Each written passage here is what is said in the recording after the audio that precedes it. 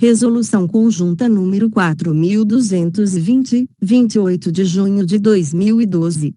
Mapa PMBM. Capítulo 4. Das alegações e notícias em geral. Artigo 72. As alegações e notícias em geral são as reclamações que chegam ao conhecimento da administração militar oriundas de civis, autoridades públicas ou privadas, ou por qualquer outro meio de comunicação, tais como notícias de jornais, rádios, revistas, entre outros, narrando que foram vítimas ou que terceiros teriam sido, direta ou indiretamente, atingidos por atos irregulares, crime, contravenção penal, transgressão disciplinar ou quaisquer outros, praticados por militares. Artigo 73. Diante da notícia ou alegação de irregularidade, cabe à autoridade competente verificar a sua veracidade ou não. Deve-se ter o cuidado de não expor o militar contra quem a alegação foi apresentada, a qualquer tipo de constrangimento. Artigo 74. A autoridade militar que receber a notícia ou alegação, caso não tenha competência legal para apurar a transgressão, deverá encaminhá-la à autoridade competente dentro de 5 dias úteis, sendo que a inobservância deste prazo não acarreta a inviabilidade de processamento dessa transgressão perante a administração militar, mas tão somente eventual responsabilização daquele que inobservou o prazo, sem justo motivo devidamente comprovado. Artigo 75.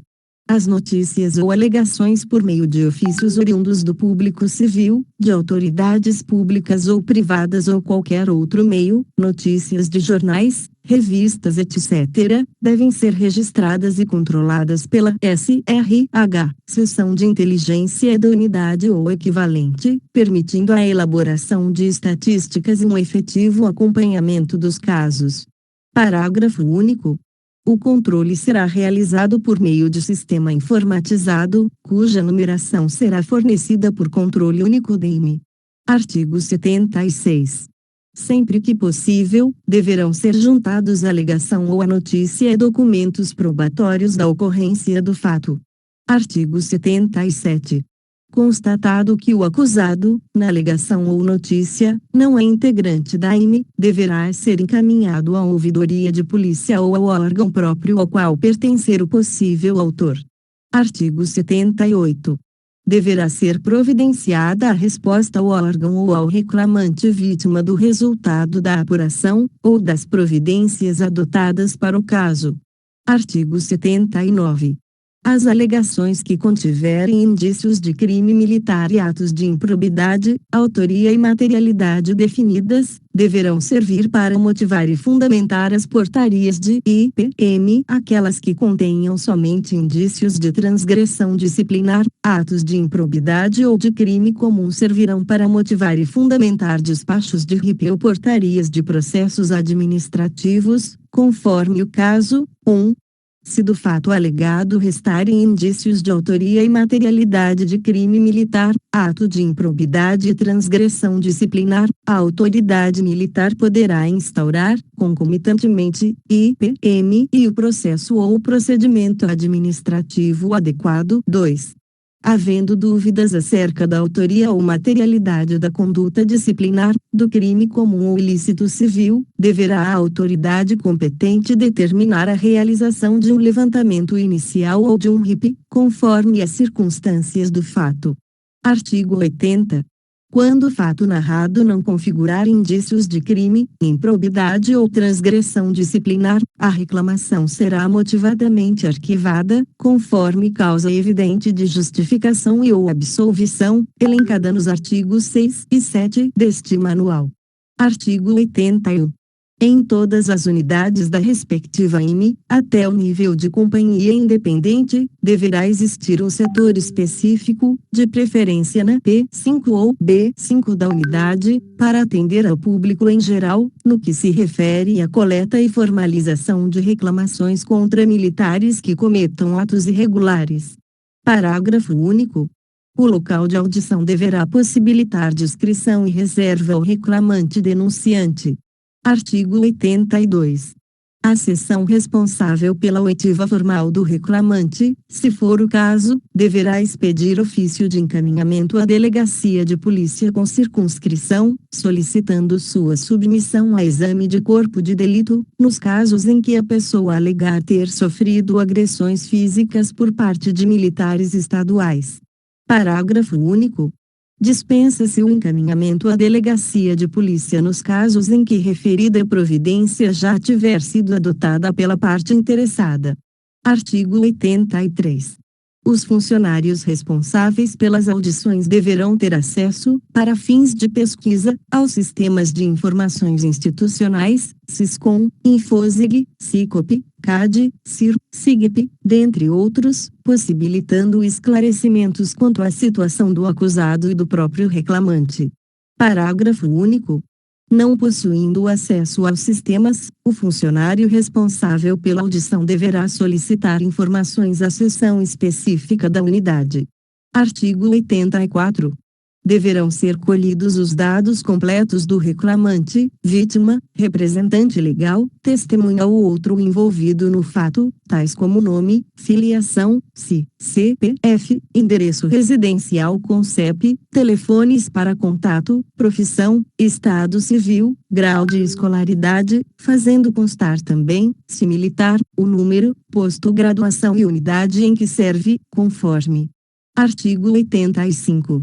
O militar responsável pela audição, além da qualificação do reclamante, deve fazer constar o máximo de informações possíveis no termo de declarações, tais como a descrição dos militares envolvidos, nome, idade real ou aparente, as características físicas, unidade do militar acusado, viaturas envolvidas no caso, com seus respectivos prefixos, marca modelo dos veículos, local, data e horário dos fatos, dados das testemunhas que presenciaram ou tomaram conhecimento do ocorrido, informações sobre o tipo de fardamento dos militares na ocasião, individualizando as ações, número do redes, se lavrado, e outros aspectos relevantes, conforme, 1. O militar responsável pela audição fará constar se o reclamante já comunicou o fato a outros órgãos públicos ou à imprensa e se houve registro do fato em boletim de ocorrência. Em sendo o caso, citar o número, a natureza, a data e o local do registro. 2. No caso de lesões, informar se já foi medicado ou submetido a exame de corpo de delito bem como os dados sobre o atendimento médico, tais como o nome do hospital, o número da ficha de atendimento, o horário, a data, os dados do profissional que atendeu a vítima e as informações sobre o seu atual estado de saúde. 3. Caso o reclamante esteja acompanhado de seu advogado, constar o nome e o número do registro na OAB, colhendo também a assinatura dele no termo ou, se acompanhado por outra pessoa, seus dados de identificação. 4.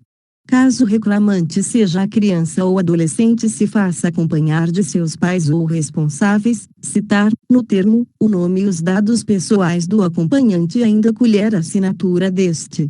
Aos menores de 14 anos não se deferirá o compromisso de dizer a verdade.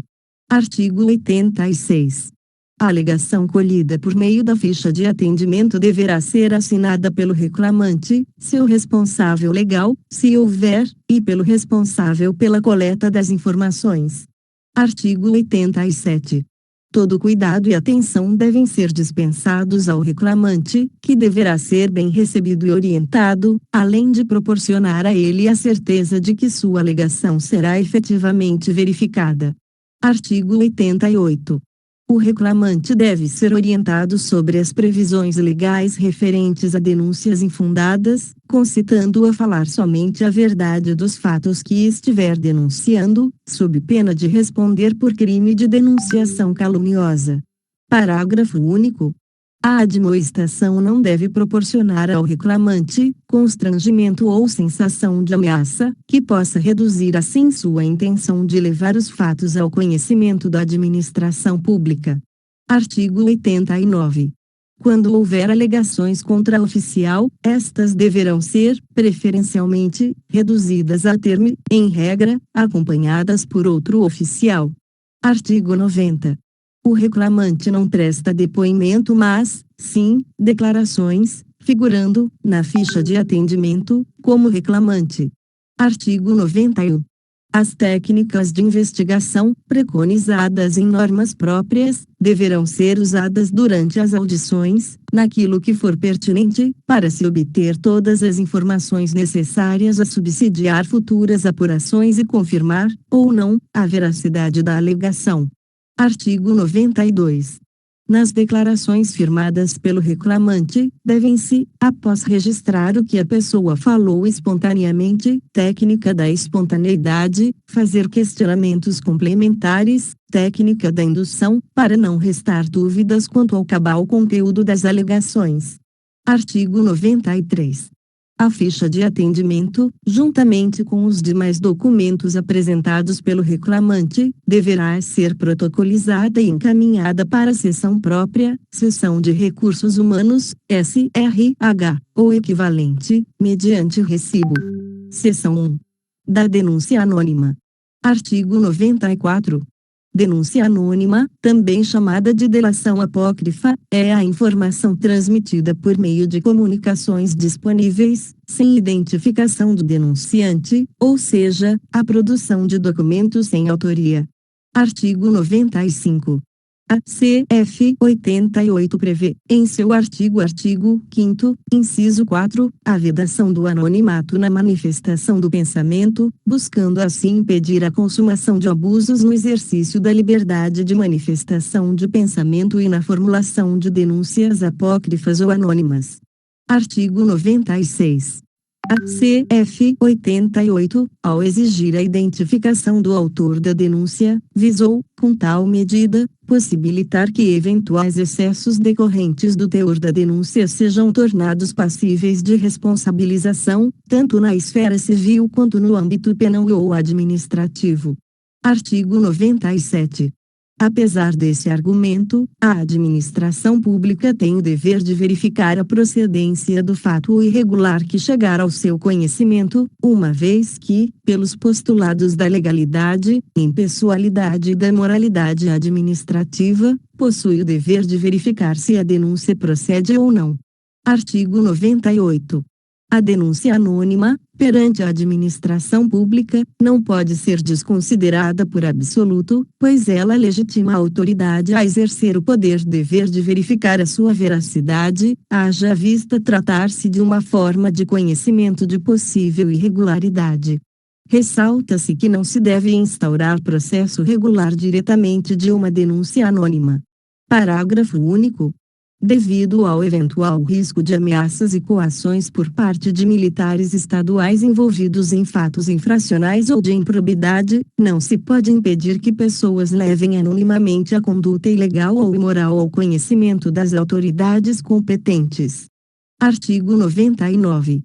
A denúncia anônima deve ser registrada e controlada pela SRH, Seção de Inteligência da Unidade ou equivalente, permitindo a elaboração de estatísticas e um efetivo acompanhamento dos casos. Parágrafo único.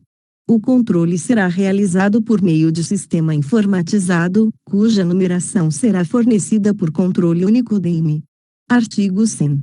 Diante da denúncia anônima, devem ser observados, prioritariamente, os seguintes procedimentos: 1. Realizar levantamento inicial, nos casos em que os indícios de autoria ou materialidade, além de insuficientes, demonstrem necessidade de se obter elementos que justifiquem a instauração de RIP ou procedimento regular adequado. 2. Instaurar um RIP, nos casos em que os indícios de autoria ou materialidade forem mais consistentes, porém insuficientes, ainda, para se instaurar o procedimento regular, SAD ou IPM. 1.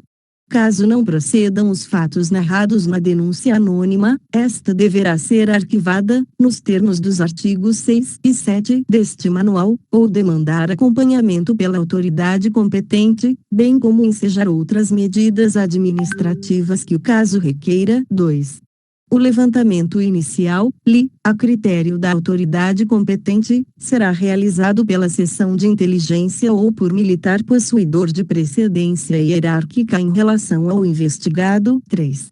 Para a confecção do levantamento inicial, não há maiores formalidades, bem como seu resultado poderá ser apresentado por meio de relatório ou qualquer outro documento que registre o S. fato, S. averiguado, S. 4. O levantamento inicial poderá ser utilizado para outras situações em que referida medida se mostrar mais conveniente, a critério da autoridade competente. Artigo 101. Durante o levantamento inicial, ou mesmo durante os trabalhos do RIP, deve-se ter o cuidado de não ensejar exposição pública do militar investigado. Artigo 102. Obtendo, em decorrência de investigação preliminar, a confirmação do fato denunciado anonimamente, estará a autoridade competente legitimada a determinar que se instaure um procedimento disciplinar específico ou inquérito policial ou militar, conforme o caso. Artigo 103. Na portaria do processo a ser instaurado, depois de confirmada, preliminarmente, a veracidade dos fatos, torna-se desnecessário constar que sua origem decorreu de denúncia anônima, mas, sim, do levantamento inicial, RIP ou de qualquer prova que lhe dê sustentação. Artigo 104. Ressalta-se que nos casos de requisições judiciais ou oriundas do Ministério Público decorrentes de denúncias anônimas, em regra, deve a autoridade militar instaurar de imediato a investigação criminal ou outro procedimento administrativo requisitado. Neste caso, nota-se que toda a documentação já passou pelo crivo do Ministério Público e ou Poder Judiciário, restando, tão somente, a autoridade militar, acatar a requisição. Parágrafo único. Na hipótese desse artigo, poderá a autoridade militar, excepcional e motivadamente, solicitar melhores esclarecimentos à autoridade requisitante, caso esteja muito evidente a ausência de justa causa para se proceder à investigação criminal. Inscreva-se no canal e ative as notificações.